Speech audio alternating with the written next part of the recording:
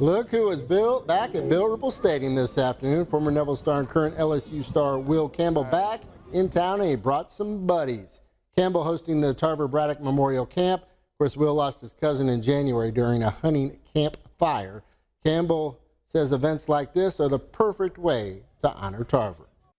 I mean, Tarver, brought light on all of our lives. So, that's whenever we were talking about it as a family, and my uncle and aunt were, wanting to come up with something, that's what they, the whole goal was, is to, bring joy to people's lives and, just help people any way they can. And, they've been doing it, and it's going to continue to be that way. That's my brother. I love him to the death of me. That's a guy who I've been here pretty close with for going on 2-3 years.